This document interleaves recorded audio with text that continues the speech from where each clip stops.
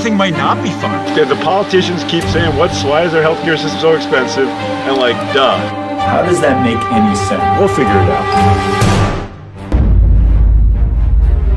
This is the thing. I'm just getting totally unhinged now, and I don't know what to do. Hey, so we're in Edgewater, Maryland, and I wanted to talk about a couple studies that have just come out recently that somewhat emphasize some of the things we've been talking about the last few lectures, even something I talked about more than a year ago, which was cholesterol. So there was a big study, and I'll reference these at the end, but a big study from Europe, and a lot of European cardiologists are involved here, telling us what we already know. Telling us something that I talked about over a year ago in one of these podcasts, which is that measuring cholesterol does not help anybody live longer, avoid heart attacks, avoid strokes. It's an obsession we seem to have in this country, that we can measure cholesterol, treat cholesterol, and all of a sudden we're healthier and we have less likely of having bad events happen to us. And there's evidence that's been around for 20 years. We know this. There's been a lot of studies that would suggest otherwise that have been disproven over time. In other words, a lot of medical reversals, like we talked about a few weeks ago, studies that have been proven not to be true. Here's the myth, and this is a myth that is pushed so hard by American doctors, especially American cardiologists, that you can't budge them from talking about this. The myth is that somehow cholesterol is a marker for whether you're going to get a heart attack or not. In other words, if you have high cholesterol, then you might get a heart attack, and if we lower the cholesterol, then you're less likely to get a heart attack. And there's only one problem with the myth. It's a myth. It's not true. If you look at this theater here, it shows you about how many people with high cholesterol have more of a chance of getting a heart attack than people with not high cholesterol. And out of 1,000 people, there's one. And a lot of people even dispute that. A lot of people think it's 0. There have been studies that show that people who show up with heart attacks, just as many have high cholesterol as have low cholesterol. It's a scattergram. But even if you take out 1 out of 1,000, what that means is 99.9% of people, it doesn't matter whether you have high or low cholesterol. And if you have high cholesterol, lowering that cholesterol doesn't make you any less likely to be sick. We know that. Why then are people pushing and pushing and pushing to have you measure your cholesterol and then treat it? Before statin cholesterol medicines came out, we used to do that. We treated cholesterol with all sorts of other things and nobody got better. Statins are a little different. Statins lower inflammation in the body. We've talked a lot about inflammation. So people who are very inflammatory are more likely to have cholesterol stick to blood vessels. But again, it has nothing to do with cholesterol. People could be inflammatory with low cholesterol. People can be inflammatory with high cholesterol. Just being inflammatory makes you more likely to have a heart attack or stroke or die. What makes you inflammatory? Well, diabetes, obesity, smoking, lack of exercise, that kind of stuff. Bad diet, that kind of stuff. If you have all that kind of stuff, we call you inflammatory, or in other words, you're at high risk of a heart attack. And those people tend to benefit from statins, whether they have high or low cholesterol. In other words, measuring cholesterol is irrelevant. Why do we do it? By the way, those people could stop smoking, lose weight, and start exercising. That's another option, but that's not the American way. You know, we'd rather have a pill, and the cardiologist and your doctor are happy to provide you with a pill. Makes them happy, makes you happy.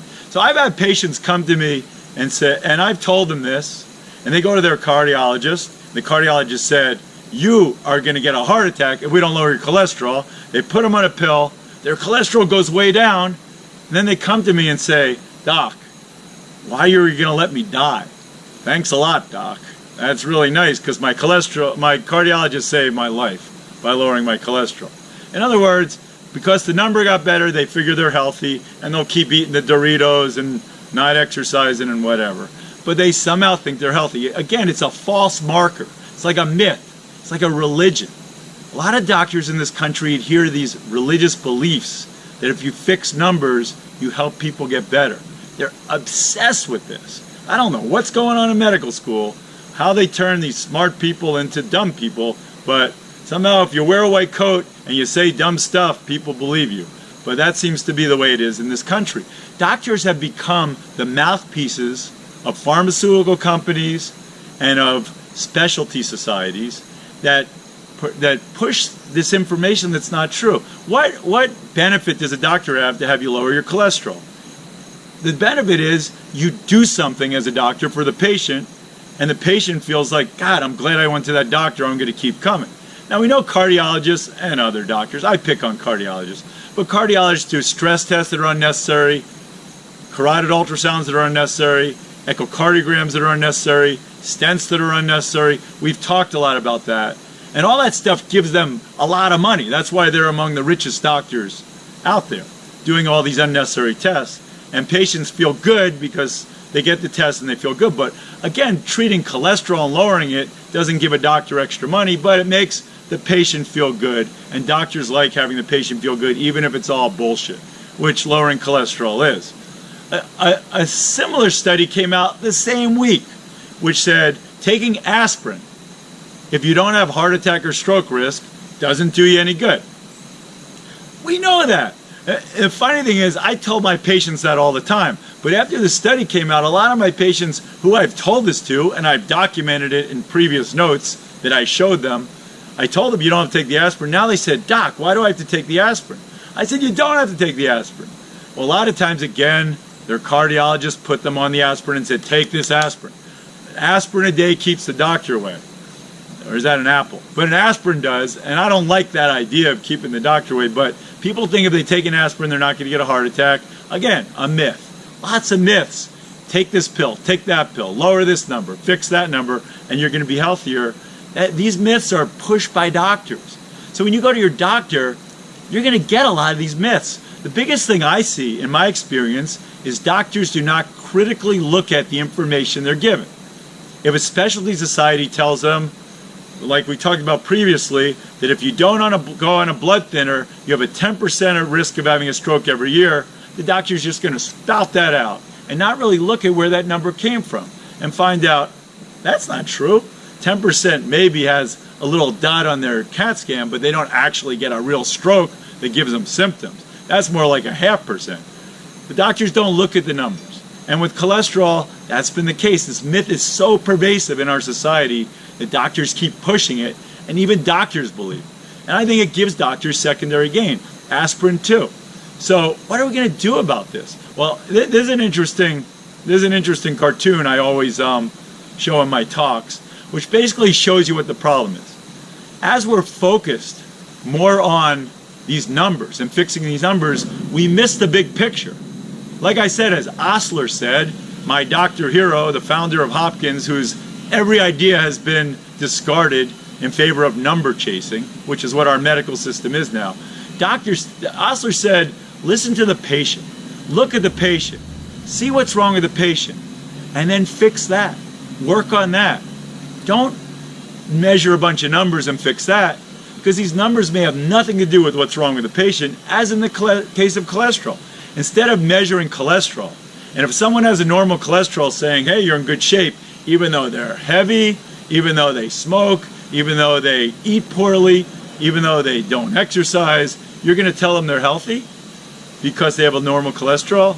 You're really just giving them a disservice. Similarly, if they have a high cholesterol, but they do everything right, you're going to really put them on a statin cholesterol medicine, cause their legs to get weak, cause them to potentially fall down if they're older, just because their number's high, even though they're doing everything right, even though they probably have no problems at all, something we could determine by calcium score testing, which is an easy way to do it, but just by the very fact that they have no risk factors means they don't need to be on a cholesterol medicine despite their cholesterol. So why are we measuring this stuff? Again, it's an obsession we have. And the reason I'm having this podcast today is to kind of move us away when you go to the doctor with this mentality that you should be going to the doctor, getting them to measure all these things. What's your blood pressure? What's your heart rate? What's your weight? Let's do 40 blood tests. Let's measure them all and then tell you what's wrong with you. Rather than all that, and not to say that occasional blood tests and blood pressure is okay, it's important once in a while. But rather than that, tell them what your symptoms are, tell them how you're feeling, tell them what your bad habits are and your good habits are, and let's work on that stuff. That's a lot more important. That's what it's all about.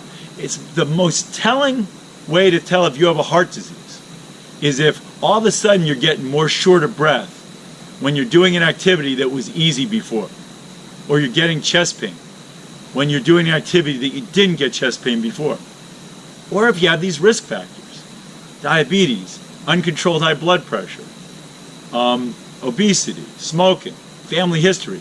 Those kind of things are what a doctor should be talking to you about. And by the way, the cholesterol is as predictive of heart disease as whether you have a crease in your ear. I mean, that's how absurd it is. Again, it's a religion of stupidity that doctors have fallen into. I don't know if this is what's taught in medical school, but as a patient, you have every right to go to your doctor and say, "Doc, tell me the truth. I don't want any of this BS." And as these studies come out that say this, it'd be interesting to see if the culture changes. I got to tell you, since this cholesterol study came out, my patients are still all asking for cholesterols to be measured, and if they're high, they still all want to treat them. Nothing's changed. Religion is religion in the medical world. That's what these numbers are, and it's just a shame. So keep doing the right thing and question your doctor, always. Okay, take care.